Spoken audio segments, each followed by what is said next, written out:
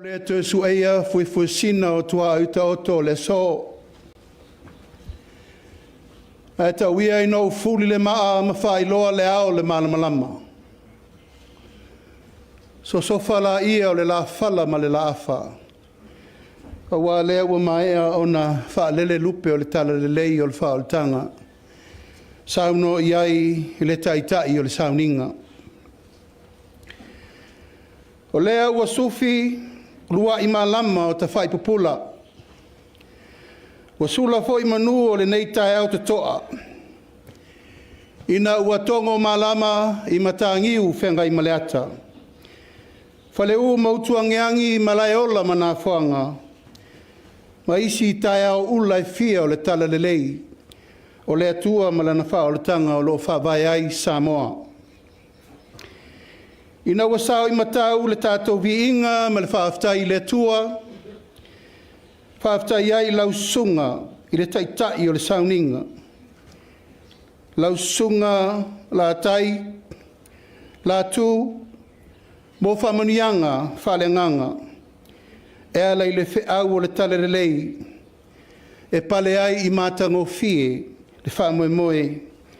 I le whaatautoina o le fionga i le tamaitai i Loia Sili. Whaatulou le tupua mo na tapua whanua o malae foi. Mo na leo a malae.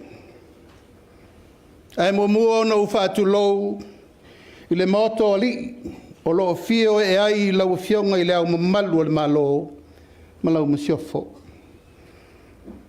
Samoa e maota ma lau a tau ave. Awa o tia whau tau ave le nei. E ui o maota ma laua e a fio ai le paia i a puni a la waa i le whaale fio li ma le maupu. Suwai le ngata i ala la ta i aile no foa ma le tua no foa ma le mamalu i a sale upolu. Paia lava lea o wale fio malu tau e o le nei tae au sui o le fono o le sui tofia ma lau tau sau whainga. Le paia o le tāwhatolu o le whainga mālō tu tō tasi o Samoa. Wa le fio o tau fionga i sui Palemia, ministal kapeneta ma ministal lango. Fio lau fionga i le whafonga whitalai. Sui mamalu umma le fono ao le fono whaitula fono o Samoa. Tio mai lau fionga le whaamsino sili, li matamaitai o le whaamsinonga. Tai nane le presidente o whaamsinonga whanuma swafa. Sui o tātou mālō mai whafo members of the diplomatic corps. Whaurulunga o mtanga luenga whalapo ptonga umma le mālō. O te whatalofa atu fo i le paia maualunga o Samoa u poto. Mai atu ngalunga se ia o I whata tu loto. A wā le paia o ainga ma lātou tama mo lātou ainga. Leu so ngātou mo mapule I tu au ma lātaua. Ainga I le tai ma le vaa o fonti Samoa u poto. E le whangalo ina foi le tāpua inga mau o tātou ainga tutuila mamanua. O te whapai atu foi le paia maualunga o ainga e mai tūtaulangi o lau fionga le tamaitai Loia Sili. Wale fio le tu mālō, wale fio la langafa, ma le nofo tu la fale. Ha pia le tauanga ese ia te oe fale alili. Tio mai fo le paia o la inga whalangilangi, wa tuala, sala, tainane te vanga ma vai fale tausi vatele ia sali mulianga, ma le paia o le tu o le vai lo tau tamarianga. Ai ai le talitonunga o lea ua whaao tamari umma I le atua malona fina ngalo. E iai le so ma le whaamoemoe sauno iai le taitai o le sauninga. Whaamuri ma le ai iai se tala a wapa ia whale tala le lei. O upo tau tino masani ai le atunu.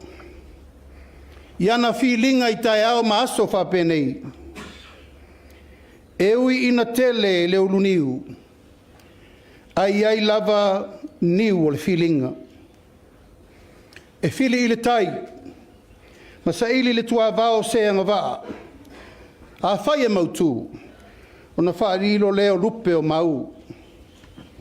A tā pā faamanuianga, e iai le tae ao le nei. Aua o le wha loto tele, e tupu ai le loto tele. O le wha mālō au, e tupu ai le mālosi. O te talitonu, e wha pena le anganga o le tae ao le nei. I le wha tautoina o lau afioga le Loia Sili fau. Lau afioga maunga Preces 10. O le tauwhinga le Loia Sili le mālō. O lo wha toto i te tonu o le tulafono wha vai. Ma o se tauwhinga tā ua tele. I le puipuinga o tulafono ma le whafoefoina o ngā luenga uma le tātou mālō. E tūsai maala o le tulafono wha vai. O onos fultolu tausanga o le tātou wholaunga. O se atunu wha temokalasi e wha vai lunga o whainga wha pāle mene. O te talitonu, o le whātāua o le pule le tūlafono, o le tātou wanganu, ma le tātou talitonunga whakerisiano, o loo wholaua i pēa ma toa while mū ma le whetausiai. I whamamaunga ma le tala whasolopito, e se fulu ono i a maunga Preces 10, i la tau na vea ma Loia Sili le tātou mālō. Talu na tātou tūto tasi. Bea ile nei awa noa tāua, whaaleo ina aile a nganga whaaftai. Tupu mai, tamali in whai launga, whale tua matausi.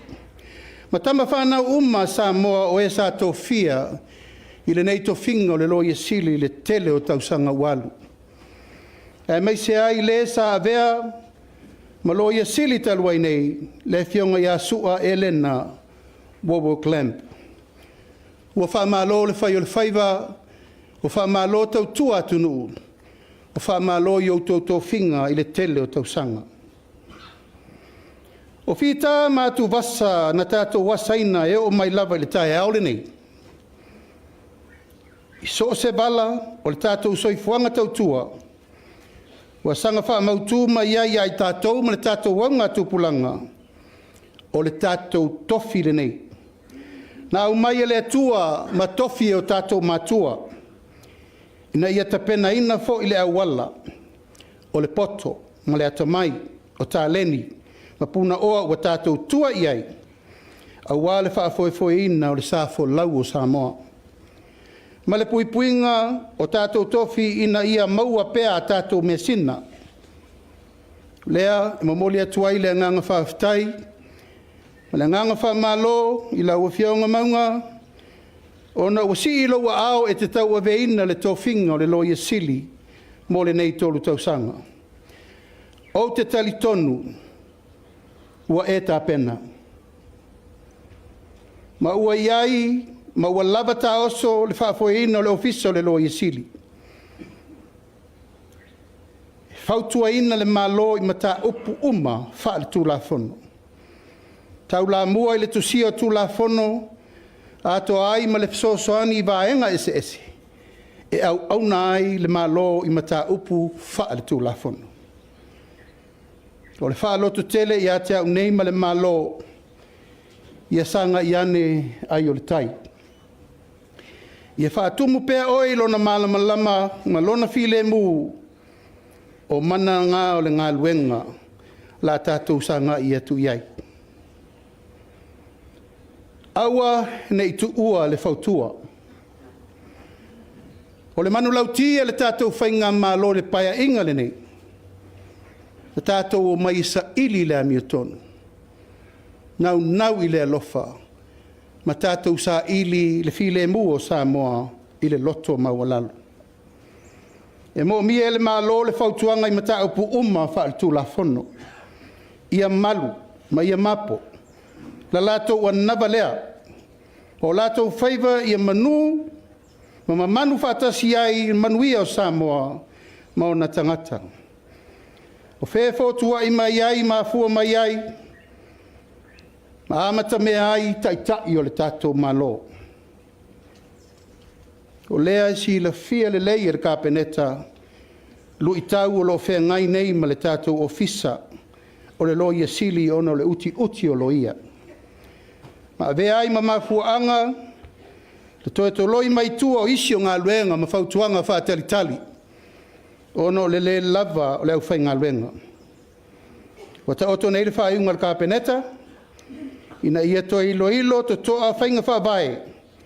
E toi wha fo iuma mai ai lo ia le mālō. O lo ngā lulua i mata ngā luenga wha la popotonga uma le mālō i to tonu o le ofisa o le Loia Sili. A mautu le ano fale o le ofisa o le Loia Sili. O te tali tonu, o le a vave, ma lautele le awa unanga whātu la fono. E ma whai ai o na tuuina atu i mata ngā luenga wha la popotonga le mālō. Le awa unanga e tala whenga iai. Maunga, e le malu pea aso uma. O aso so wā, ma aso e tā lili ai le matangi le moe. O le whautuanga, a whai e lutia le tai ma tā lili inga, o le asulu, aua nei ta whea le maene, pe ngape le taulai taita inga. Ia mau pea le tō vai, ma tepa i le tō o matanga i le ata, a wā le wha malo si au le nai le tai au le nei, saunoaga iai le taitai o le sauninga. O le fionga le atua aua e tātou te atu vale. Wha atua i le atua, a wā na te letu la fo ina i tātou. O le mātou te talo, ia manuia lo tu lai mai e ngā rurue whātasi ma le tātou whainga mālō. Ina iai le mau, o le poto, ma tupu tele, hai lo whātua e a vea ai ngā luenga ma whe au o le a tātou whenga iai. Ma ia maua le leilo loto tele ina ia taula i le atua le ngā luenga. Lea ua sau noa le taitai o le sauninga. Tā le whiunga le tusi whaitau aso le so. E a matatu i le so, le a sui lo suafa e a ruta. Ia manuia le tāpua inga, ka lau a whiunga i le au mamalu le mālō, ma lau masiofo. Au tau a whiunga sui o le whono sui to fia, wha pere tā whatoro le whainga mālō tūtua tasi o Samoa. Tai nane le tāpua inga Samoa o poto. Ia manuia lo tūlei mai, lau a whiunga ruta maunga precious chan. I may say Samoa o poto. I take this opportunity to congratulate Madam Attorney General Maunga Precious Chan on taking her oath before the Lord this morning. The opportunity to serve your country as Attorney General is indeed a significant milestone. The position of the Attorney General serves with guidance and the rule of law. Your legal advice to government is pivotal because it ensures that the law is interpreted and applied correctly. This is an important requisite to upholding the law and the rule of law, safeguarding constitutional rights and ensure that justice is administered fairly, impartially across all sectors of our country. As a representative of the state in legal matters, the Attorney General plays a crucial role in protecting public interest and in promoting legal reforms and development. Your work contributes immensely to maintain public trust in government institution and process, which is vital to the stability and integrity of the states. We know your responsibility diverse, but with effective leadership and teamwork, the load becomes light and your office will deliver the expectation of our country. Cabinet and the whole government values your advice in legal matters. As custodians of the public office, it is esteemed duty to exercise care, fairness and integrity in the way to conduct services and delivery. It is our responsibility to respond to the needs of our people in accordance with the law, policy and the government.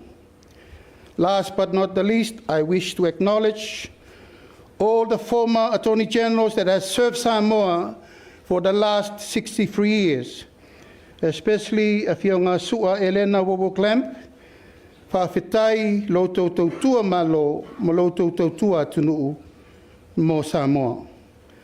Above all, it is our fervent commitment to serve Samoa with true humility and with love.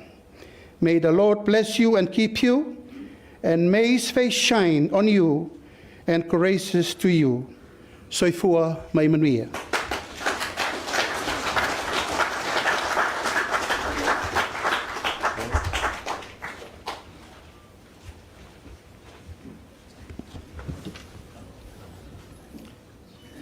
Paftai atu saunoa ia tanoa i nei tai au i le uwhionga i le taitai o le mālō ia utol tu palpala ia ua le tofinga ua whapenao whaatautoina